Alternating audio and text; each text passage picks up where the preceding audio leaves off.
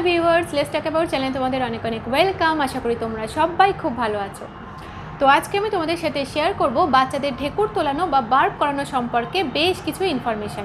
যেমন বাচ্চাদের ঢেকুর তোলানো কেন প্রয়োজন, কোন কোন টাইমে বাচ্চাদেরকে ঢেকুর তোলানো যেতে পারে, কীভাবে বাচ্চাদেরকে কোন বয়সে ঢেকুর তোলানো উচিত। এছাড়া ঢেকুর তোলানো সম্পর্কে আরও অনেক প্রশ্নের উত্তর তোমাদের সাথে শেয়ার করব। তাই ভিডিওটা তোমরা অবশ্যই পুরোটা দেখো, এর থেকে তোমাদের একটা হেল্প হতে পারে। So let's get started.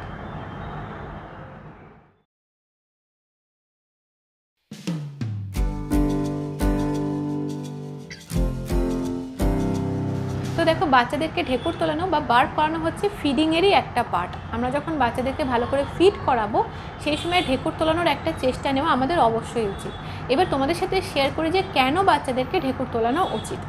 দেখো, যখন আমরা বাচ্চাদেরকে ঢেকুর তোলাই তখন কি হয়, বাচ্চাদের মধ্যে যদি কোনো বাতাস থাকে সেটা বেরিয়ে আসে। এর ফলে কি হয়, বাচ্চাদের পেটে ব্যথা বা কলিক পেনের যে সমস্যা থাকে সেটা অনেকটা কম হয়। এছাড়া যদি বাচ্চাদেরকে বার্প করানো হয় বা ঢেকুর তোলানো হয় তাহলে বাচ্চাদের কিন্তু দই তোলার সমস্যাটাও অনেকটা কম করা যায়। এছাড়া বাচ্চাদের ভেতরে যদি বাতাস থেকে যায় তো সেক্ষেত্রে বাচ্চার গ্যাসের সমস্যা হতে পারে, এবং যদি বাচ্চার ভেতরে বাতাস থেকে যায় তো বাচ্চার খিদে ঠিক মতন পাবে না, আমরা ঠিক মতন খাওয়াতে ওদেরকে পারবো না। এছাড়া তোমরা অনেক সময় লক্ষ্য করে থাকবে বাচ্চাদের কিন্তু মাঝে মাঝে ভীষণ লাগে।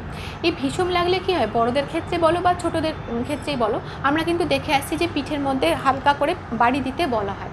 এই বাড়ি দিলে কি হয়, যখন বাচ্চাদের ভীষণ লাগে তখন একটা ঢেকুর ওঠে। এই ঢেকুরটা উঠলে কি হয়, ভীষণ লাগার ফলে যে সমস্যাটা চলছিল বাচ্চার মধ্যে, কাশি হচ্ছিল, বাচ্চার একটু একটু দম নিতে সমস্যা হয়, তখন কি আস্তে আস্তে যদি পিঠে হাত বোলানো যায় বাচ্চার, বা পিঠে যদি একদম আস্তে আস্তে বাড়ি দেওয়া যায় তখন বাচ্চার একটা ঢেকুর ওঠে। আর ঢেকুর উঠলে ভীষণ লাগার যে সমস্যাটা আছে সেটা কমে যায়। তো ঢেকুর তোলার বা বার্প করানোর এটাও একটা বেনিফিট।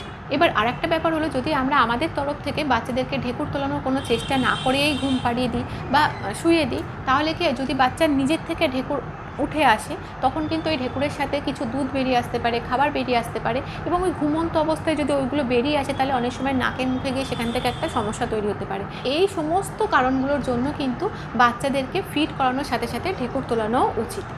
এরপর তোমাদের সাথে শেয়ার করি যে কখন কখন বাচ্চাদেরকে ঢেকুর তোলানো উচিত। দেখো, যখন বাচ্চাদেরকে দুধ খাওয়ানো হবে সেই সময় কিন্তু আমাদের বার্প করানো বা ঢেকুর তোলাতে হবে। তার কারণ হচ্ছে দুধ যেহেতু তরল, তাই সেই তরল দুধটার মধ্যে দিয়ে বাতাস ঢোকার চান্স অনেক বেশি থাকে সলিড ফুডের তুলনায়। এই কারণেই কিন্তু বাচ্চাদেরকে যতবার দুধ খাওয়ানো হবে ততবার আমাদের ঢেকুর তোলানোর একটা চেষ্টা নিতে হবে। সে বাচ্চার বয়স 0 to 6 মান্থের মধ্যেও বাচ্চা শুধু দুধ খাক তাহলেও, এবং যদি বাচ্চার বয়স 6 মাসের ওপরে হয়, বাচ্চা যখন যখন দুধ খাবে, সলিড ফুড ছাড়া যখন যখন বাচ্চা দুধ খাবে তখন কিন্তু আমাদের ঢেকুর তোলানোর একটা প্রচেষ্টা নিতে হবে। তো যখন তুমি তোমার বাচ্চাকে দুধ খাওয়াচ্ছ, সেটা ব্রেস্ট মিল্ক খাওয়াও বা ফর্মুলা মিল্ক খাওয়াও, 3 বার আমাদের চেষ্টা করা উচিত বাচ্চাকে বার্প করানোর বা ঢেকুর তোলানোর। এক হচ্ছে যখন তুমি বাচ্চাকে খাওয়াতে বসছো, মানে খাওয়ানো স্টার্ট করবে তার আগে আগে একটু দেখতে পারো বাচ্চা ঢেকুর তোলে কিনা। এর ফলে কী হবে, যদি কোনো বাতাস থেকে থাকে তাহলে সেটা বেরিয়ে আসবে। 2 হচ্ছে খাওয়ানো শুরু করে দিয়েছো, আরও কিছুটা খাওয়ানো বাকি আছে, এরকম একটা মাঝামাঝি টাইমে। এর ফলে কী হবে, যদি কিছুটা খাবার খাওয়ার সময় বাচ্চার ভেতরে কোনো বাতাস ঢুকে থাকে তো সেটাও বেরিয়ে আসবে। তার মানে খাওয়ানোর মাঝামাঝি টাইমে আরেকবার বার্প করানো উচিত। তুমি বাচ্চাকে বোতলে দুধ খাওয়াও, তো সেক্ষেত্রে যখন দুধটা কিছুটা খেয়ে নিয়েছে তারপর একটু থামিয়ে বাচ্চাকে বার্প করানো বা ঢেকুর তোলানোর চেষ্টা করতে পারো। আর যদি তুমি বাচ্চাকে ব্রেস্ট মিল্ক খাওয়াও তো সেক্ষেত্রে এক ব্রেস্টের মিল্ক খাওয়ানো হয়ে গেলে সেই ব্রেস্ট থেকে যখন অন্য ব্রেস্টে শিফট করবে সেই টাইমে একবার হালকাভাবে চেষ্টা করতে পারো বার্প করানোর বা ঢেকুর তোলানোর। এবার এখানে একটা গুরুত্বপূর্ণ কথা বলার আছে, তুমি বাচ্চাকে ফর্মুলা মিল্ক খাওয়াও বা ব্রেস্ট মিল্ক খাওয়াও, খাওয়াতে খাওয়াতে মাঝখানে যখন তুমি বাচ্চাকে বার্প করাবে বা ঢেকুর তোলাবে, অনেক বেবি কিন্তু ঢেকুর তোলার পর বা ঢেকুর যদি নাও তোলে পরের দুধটুকুনি আর খেতে চায় না। মানে এই যে ইন্টারাপশনটা, এটা বাচ্চা পছন্দ করছে না। দুধ খেতে খেতে মাঝখানে যে থামানো, ঢেকুর তোলানোর চেষ্টা করা হচ্ছে, এই ব্যাপারটা আর বাচ্চার ভালো লাগছে না, বাচ্চার পরের দুধটুকুনি আর খেতে চাইছে না। এই রকম ক্ষেত্রে বাচ্চাকে টানা ফিড করিয়ে যাওয়া উচিত। ফিডিং করানোর মাঝখানে কোনো রকম ইন্টারাপশন বা বাচ্চাকে ঢেকুর তোলানোর কোনো চেষ্টা করার দরকারই নেই। এইভাবে বাচ্চাকে যখন আমরা ফিড করানো শুরু করব তার আগে একবার হালকাভাবে ঢেকুর তোলানোর চেষ্টা করতে পারি। ফিড করাতে করাতে মাঝামাঝি টাইমে একবার ঢেকুর তোলানোর চেষ্টা করতে পারি। যদি বাচ্চা ঢেকুর তোলানোর চেষ্টা করার পরে আবার খায় তো সেক্ষেত্রে এই চেষ্টাটা আমরা করতে পারি, আদারওয়াইজ কিন্তু মাঝখানে কোনো ঢেকুর তোলানোর চেষ্টা করা উচিত নয়। এরপর বলি বাচ্চাকে ঢেকুর তোলানোর সবথেকে গুরুত্বপূর্ণ টাইম হচ্ছে ফিড করানো যখন কমপ্লিট হয়ে যাবে তার একটু পরে পরে, মানে বাচ্চাকে একদম দুধটা খাওয়ানো কমপ্লিট হয়ে গেল, সেটা বোতলের ফর্মুলা মিল্ক হোক বা ব্রেস্ট মিল্ক হোক, দুটো পাশে দুটো ব্রেস্টের মিল্কই খাওয়ানো কমপ্লিট হয়ে গেল, তারপর জাস্ট কিছুক্ষণ একটু ওয়েট করে হালকা হাতে বাচ্চাকে বার্প করানো উচিত। এই যে খাওয়ানোটা কমপ্লিট হয়ে যাওয়ার পরে যে বার্প করানোর চেষ্টা করা হচ্ছে এটা কিন্তু ভীষণই ইম্পর্টেন্ট। খাওয়ানোর আগে আগে বাচ্চাকে বার্প করানোর চেষ্টা নাই করতে পারো, মাঝখানে খাওয়াতে খাওয়াতে মাঝখানে বার্প করানোর চেষ্টা নাই করতে পারো, কিন্তু খাওয়ানো যখন কমপ্লিট হয়ে যাবে কিছুক্ষণ অপেক্ষা করার পরে তাকে ঢেকুর তোলানোর একটা চেষ্টা নেওয়া উচিত। এবার দেখো যে সমস্ত বেবিরা ব্রেস্ট ফিড করছে সেই সমস্ত বেবিদের কিন্তু বাতাস ঢোকার চান্স, ফিডিংয়ের সময় বাতাস ঢোকার চান্সটা অনেক কম থাকে, কিন্তু যে সমস্ত বেবিরা বোতলে ফিড করছে সেই সমস্ত বেবিদের কিন্তু বাতাস ঢোকার চান্সটা অনেকটা বেশি থাকে।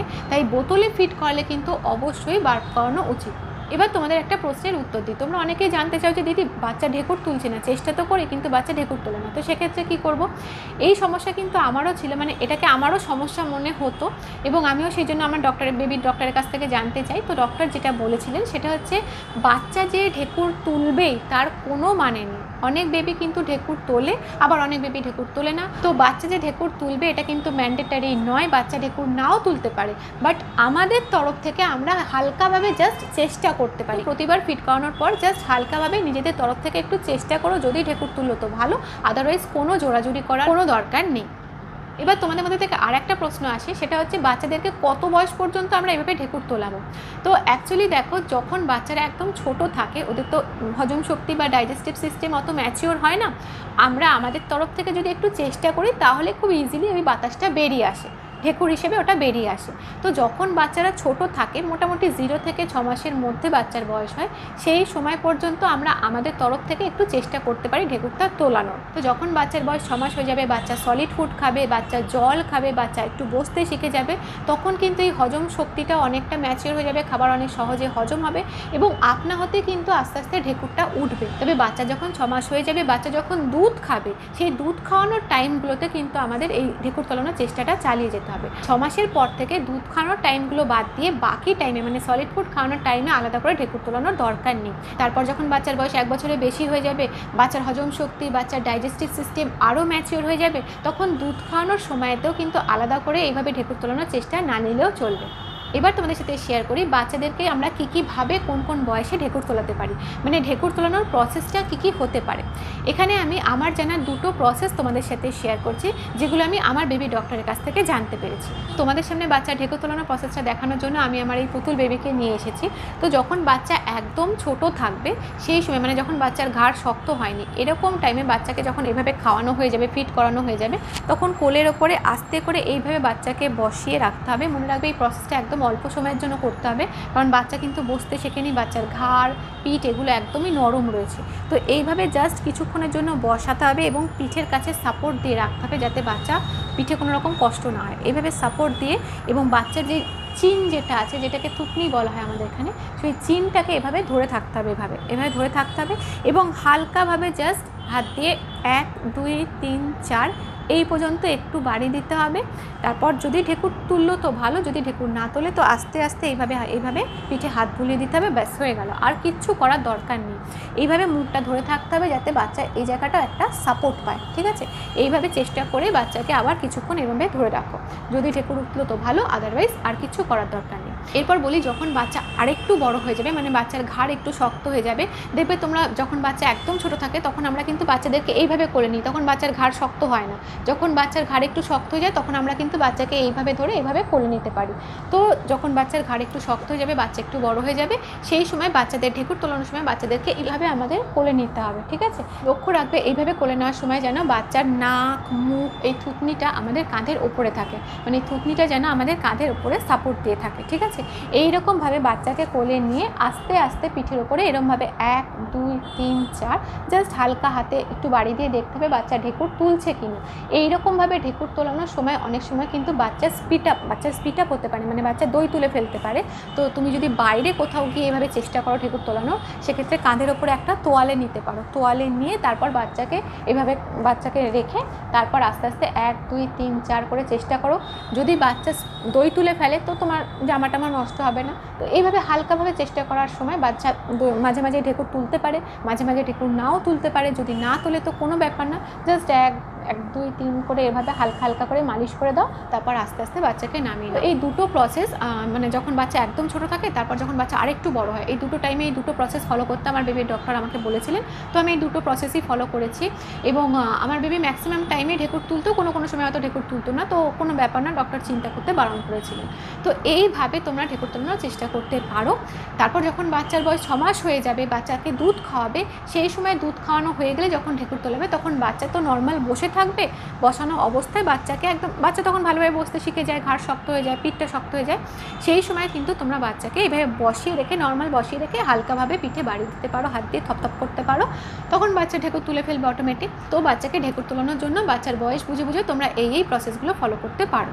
এছাড়াও তোমরা বাচ্চাদের ঢেকুর তোলানো বা বার্প করানো সম্পর্কে বেশ কিছু কোশ্চেন করে থাকো, তার মধ্যে একটা কোশ্চেন প্রায় করে থাকো, সেটা হচ্ছে বাচ্চা কি প্রত্যেকবার ফিডিংয়ের পরপর বার্প করবে? তো এই প্রশ্নটার উত্তর তো তোমাদেরকে বললাম যে প্রত্যেকবার যে বাচ্চা ঢেকুর তুলবে একদমই নয়, আমরা জাস্ট আমাদের তরফ থেকে প্রত্যেকবার হালকাভাবে চেষ্টা করতে পারি। যদি বাচ্চা বার্প করলো তো ভালো, আদারওয়াইজ ঠিক আছে, ছেড়ে দাও। বিশেষ করে যে সমস্ত বেবিরা কিন্তু বুকে ধরে, যাদেরকে ব্রেস্ট ফিড করানো হচ্ছে, বুকে ধরে দুধ খাওয়ানো হচ্ছে, তাদের কিন্তু বাতাস ঢোকার চান্স অনেক কম থাকে এবং তারা বার্প নাই করতে পারে না। তো সেক্ষেত্রে চিন্তার কোনো কারণ নেই। আর যে সমস্ত বেবিরা বোতলে খায়, তাদের বাতাস ঢোকার চান্সটা বেশি থাকে এবং তাদের ঢেকুর তোলার প্রবণতাটাও বেশি থাকে। এছাড়া তোমরা আরেকটা কোশ্চেন করো, সেটা হচ্ছে বাচ্চারা যদি ঢেকুর না তুলেই ঘুমিয়ে পড়ে, তো সেক্ষেত্রে কি বিশেষ চিন্তার কিছু আছে?